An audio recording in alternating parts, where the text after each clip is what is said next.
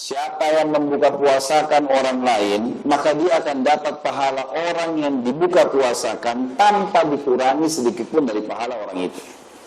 Anggap dari 48 ini teman-teman, ada satu orang saja ahli ibadah. Hari itu dia baca 10 juz Al-Quran, dia sholat, duha, dia segala, antum panen semua pahalanya itu. Hanya dengan akhir. Baik.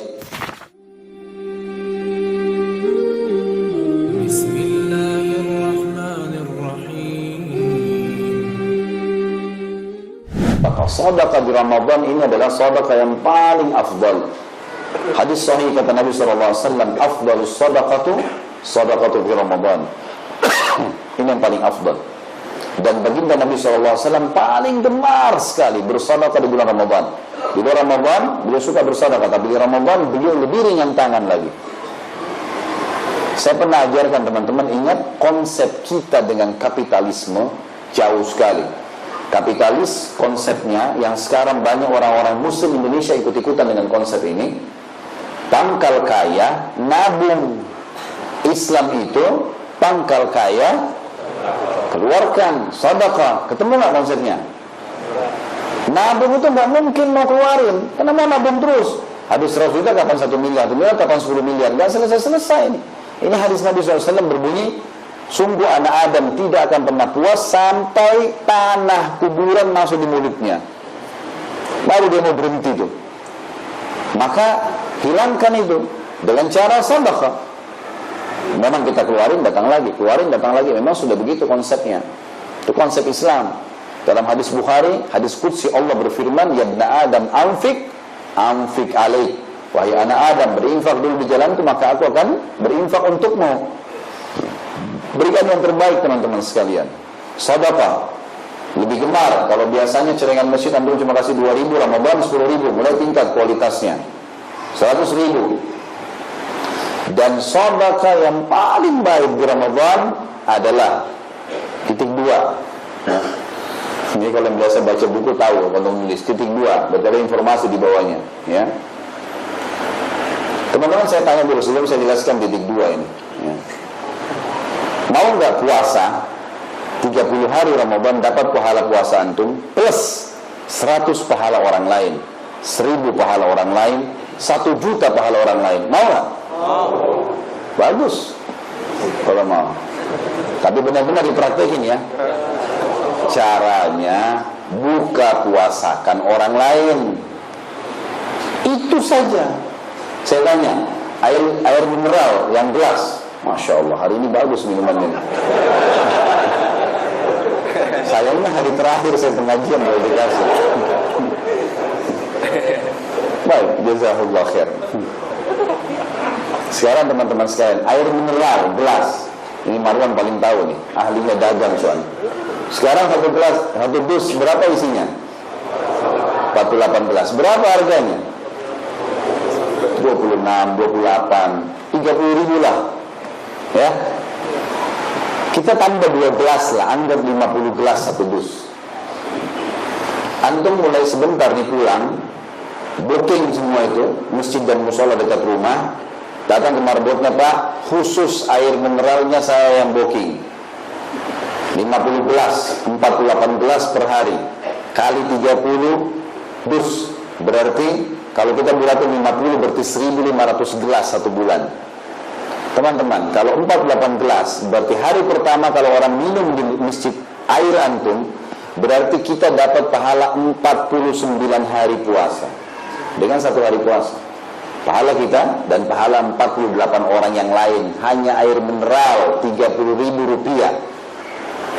Kalau kali 1 bulan, kalau kita bulatin 50, itu 1.500 pahala orang puasa.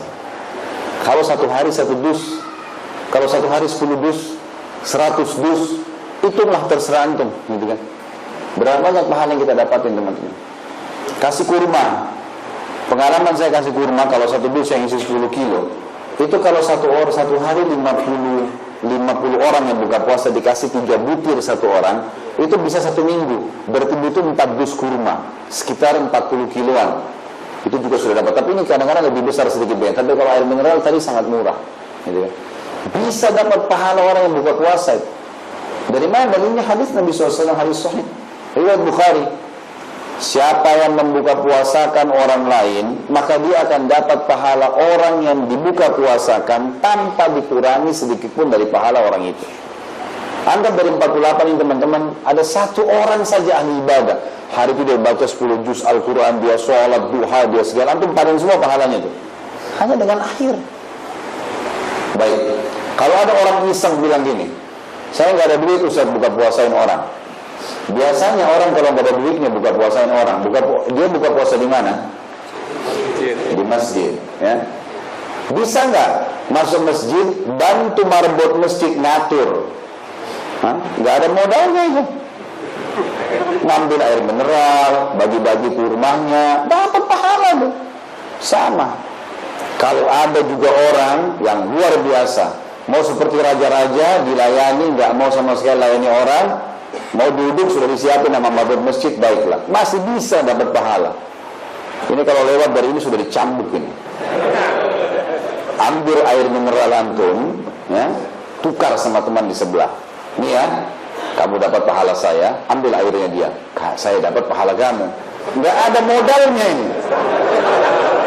Hah? Kalau ini juga tidak mau, cambuk juga. Luar biasa ini. Super goblok gitu. Dan ini benar. Tinggal tukar sama air sebelah, nggak ada ruginya. Kue kita kasih ke orang sebelah kalau nggak mau bantu marbot gitu.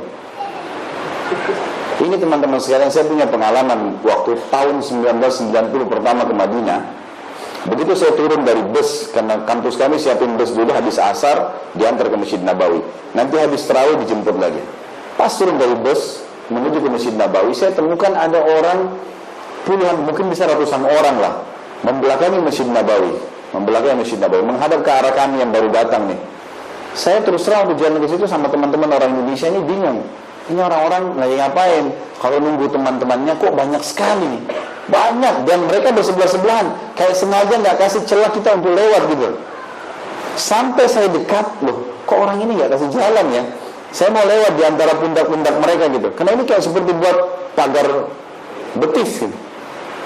Begitu saya lewat, saya tiba-tiba dipeluk sama satu orang. Teman-teman saya orang Indonesia ini semua dipelukin.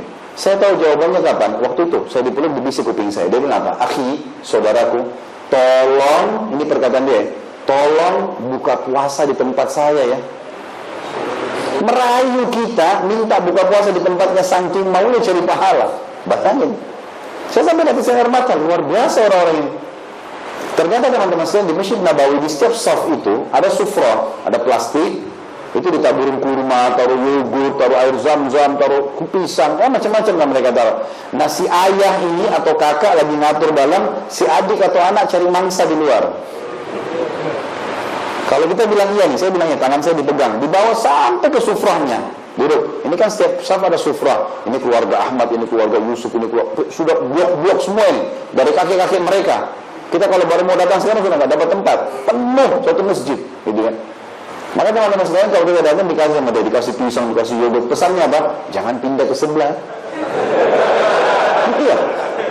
Dia jangan pindah ke situ. Karena biasanya juga ada orang kan milih-milih makanan. Oh, di sana ada pisang, sini ada pisang, pindah dia. Ada juga orang begitu. Milih-milih. Ada kan biasa orang-orang mungkin keadaannya biasa, dia cuma siapin kurma sama air zam-zam. Ada orang nggak kasih yogurt, kasih roti, kasih macam-macam.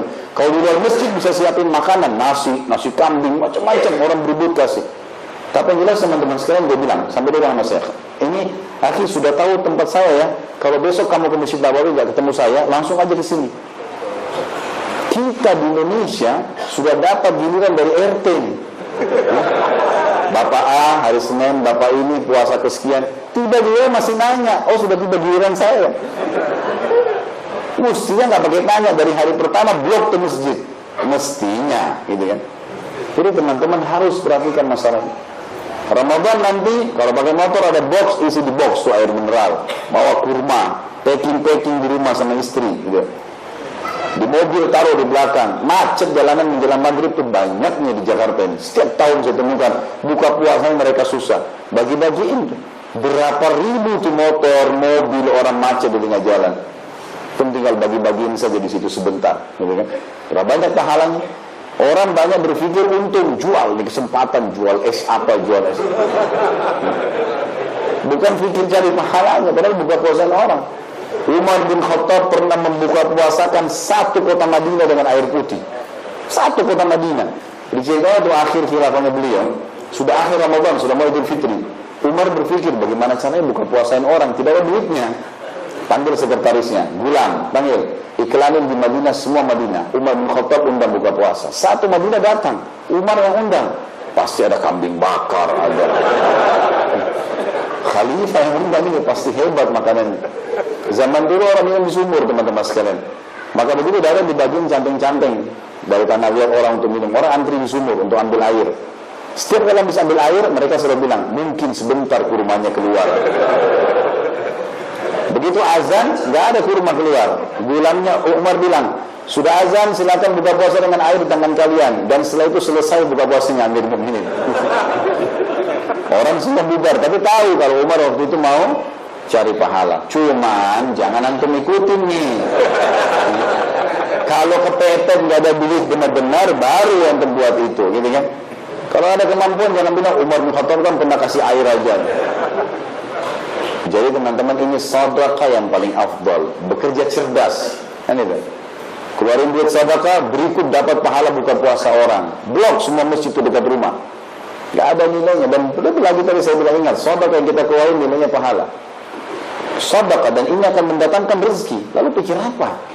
Coba royal di jalan Allah, maka Allah royal datangkan rezeki. Datang aja tuh dari mana kita nggak ngerti. Jadi harus kita praktekin, teman-teman sekalian.